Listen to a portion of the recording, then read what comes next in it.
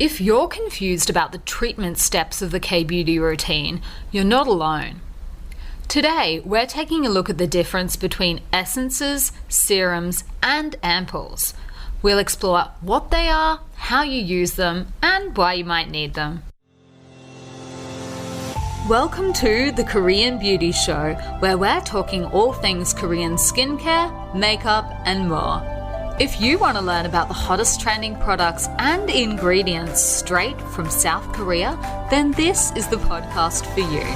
Each week, we'll be diving in to take a look at the latest trends, as well as all the tips and tricks you need to perfect your K-beauty routine. I'm your host, Lauren Lee, professional K-beauty expert and founder of Korean beauty platform Style Story.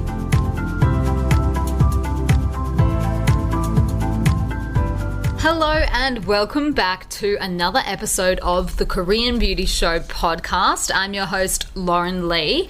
Now, if you haven't already subscribed to the podcast, make sure you hit subscribe so that you don't miss out on any new episodes when they're released. We are releasing episodes every Tuesday, and if you're not sure whether you're subscribed or not, there is a quick way to check on your iPhone, and that is there is a little purple button, and if you're subscribed, it will say that, and otherwise it will be a button that says subscribe. So if you click subscribe, basically they will feed through automatically into your podcast feed, so you don't have to go and search for the episodes.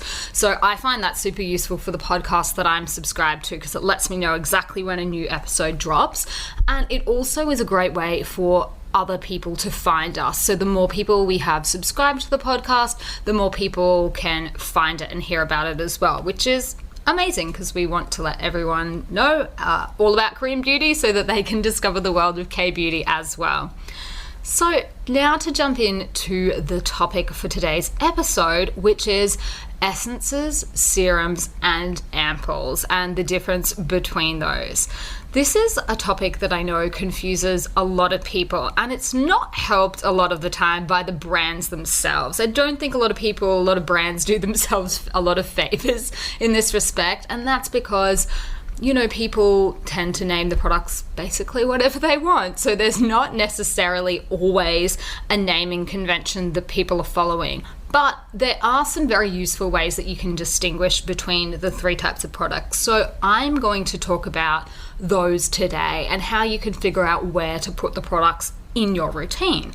So a common question I get asked is, why are there so many products? It can seem like there are just different names for exactly the same thing, but technically these are three different skincare products. They can all be used and layered together in the same skincare routine, and the key difference between them will come down to their potencies, the textures, and then also their positions within your routine themselves.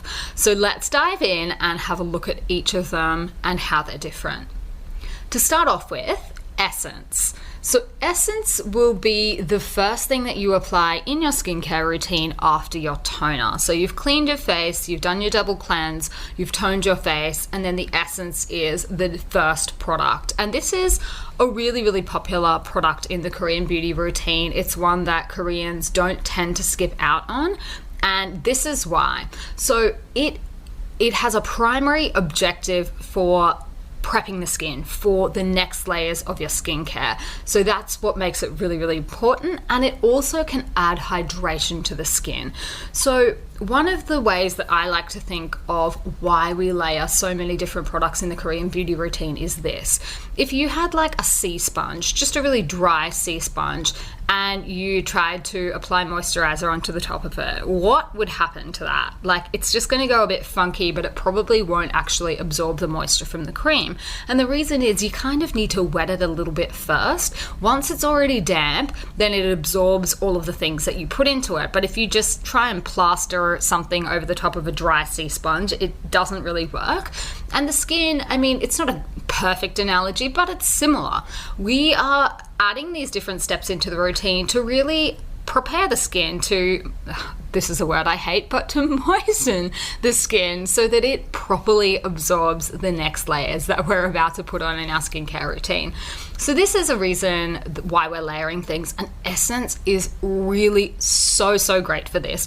I think it's one of those products that you can really notice the difference if you're not using an essence in your routine. After having used it for so long, if I don't have one, I really notice the difference between how my serums and moisturizers sit on the skin. It's very, very different to how they sit on the skin once I've applied my essence.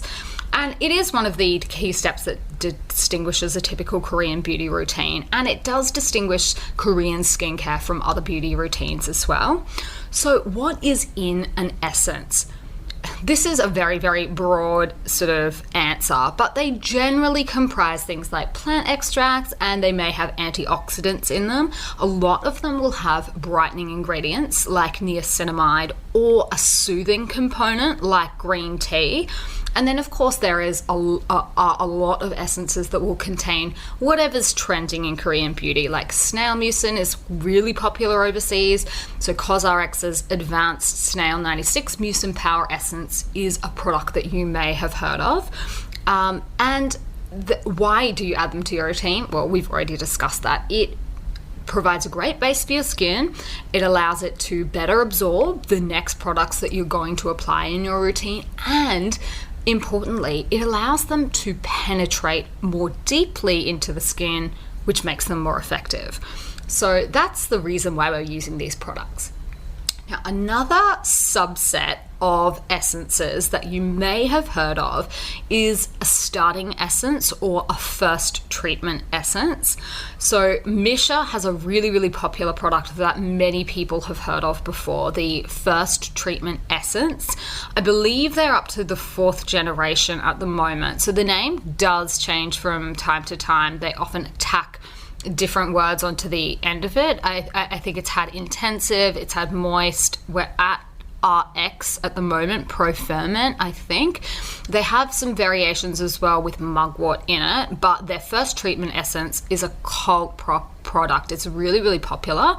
And so what's the difference then between, say, CosRx's Snail Mucin Power Essence and a first treatment essence? Usually the difference will be fermented ingredients. So often first treatment essences will contain fermented ingredients, which is done to reduce the molecular size of the ingredients so that they are more deeply penetrated into the skin. So obviously in the case of Misha's, that's what they're doing. They've called it Pro Ferment. So it's exactly that type of product.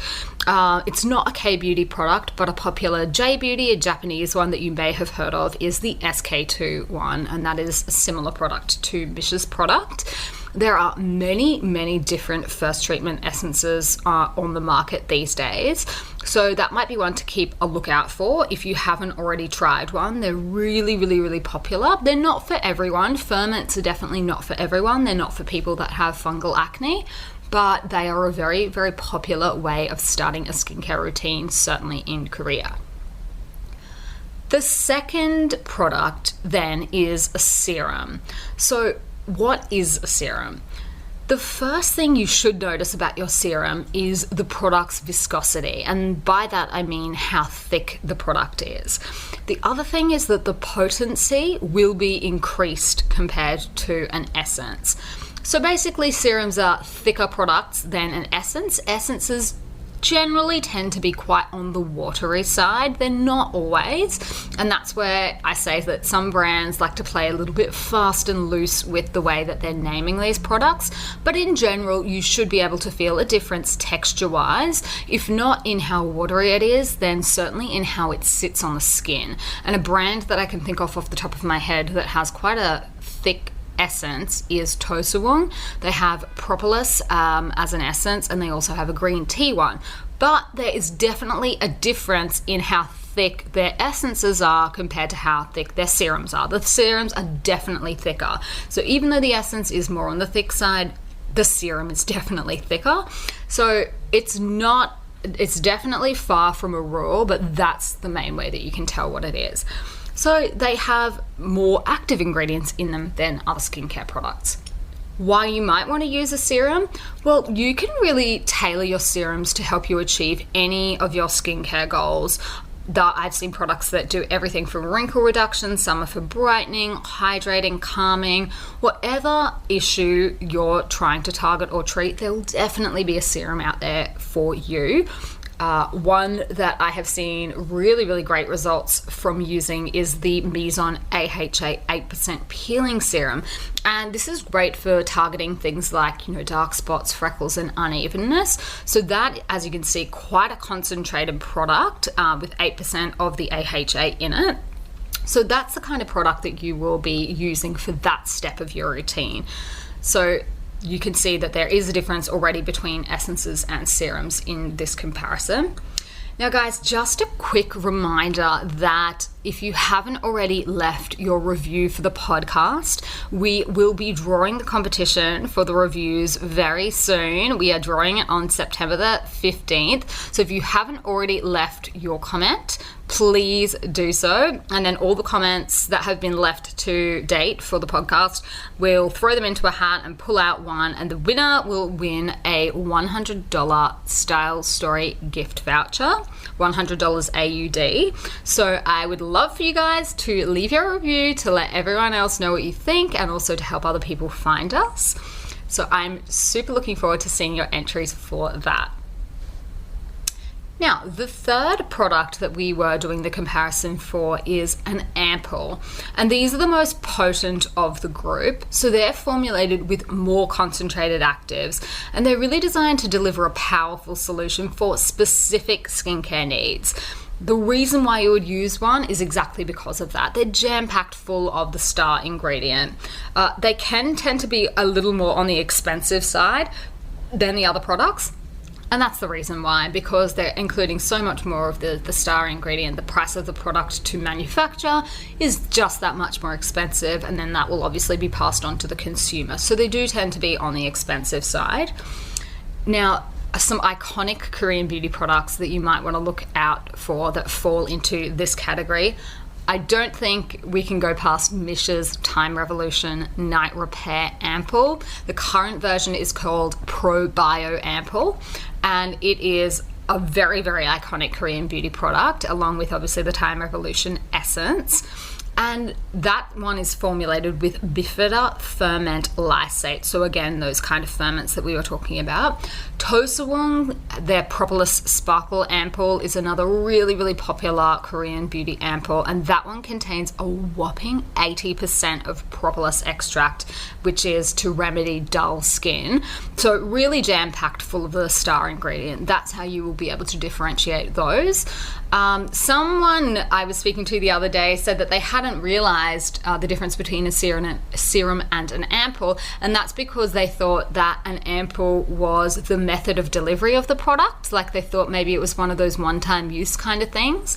That's actually a good way to tell. A lot of times, particularly for the more expensive products, they will be in really tiny little canisters or one-time use things, but that's not a rule. They don't have to be. They can be in all the same kinds of bottles and things like that you will see serums in. So really just look at the name, I guess, to see whether it is a serum or an ampoule. So technically, an ampoule can be applied before or after serum, and the key thing to take into account, I guess, when deciding where to put it in your routine is the viscosity of the product, basically. So the general rule with all skincare is to arrange your products in your routine from the thinnest liquid to the thickest, and so you can just put your ampoule wherever it belongs and apply it in that order. There's no need to get really stressed or worried about, oh my God, I've accidentally swapped them around and it's going to be completely ineffective. Like, skincare is not that hard to mess up, really. If you start from the thinnest and work your way to the thickest, that is just a really easy and simple way to remember it. A couple of caveats, so a couple of things to keep in mind when we are discussing the differences between essences, serums, and ampoules. I think I alluded to this at the beginning, but the line is becoming more and more blurred as more products hit the market. The other thing I have noticed is that there is often a difference between Japanese and Korean products and the Western ones as well. So technically, the potency and the viscosity of the essences, serums, and ampoules should be different. Like, as a rule, yes, they should be different. Essences should be the most watery and the lightest in terms of the active ingredients. Then ampoules should be the thickest and jam-packed full of actives, but that isn't always the case. So I think the most important thing to consider if you're, looking to buy a product or deciding where to put it in your routine is just to consider what your skin actually needs, and then to choose your products that meet those needs accordingly. So if you like, you can layer each of these different products into your routine, because that helps you to target more than one skincare objective within the same routine. For example, you might want to use an anti-aging essence, then move on to a brightening serum, and then have a hydrating ampoule. But there really are no rules when it comes to this. Some brands will call their product one or the other, even though technically it's not. Like, there's no person telling everyone what they have to name their products, what they have to call their products. So just, I guess, judge for yourself. There's no right or wrong. Nothing bad will happen if you accidentally buy two essences and one happens to be a little bit more viscous, and so you use that instead of a serum. I've definitely done that before.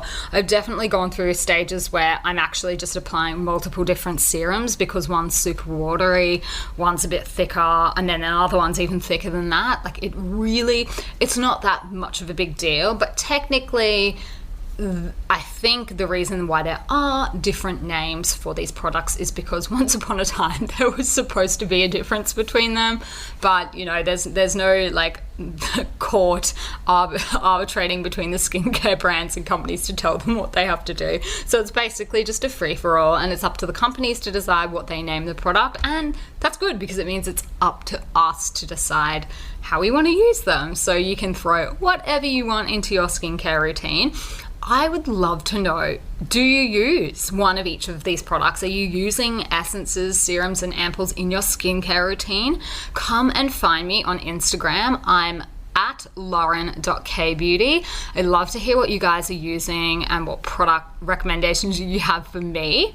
But until then, let's chat again next Tuesday when we will be delving into the world of Korean beauty again.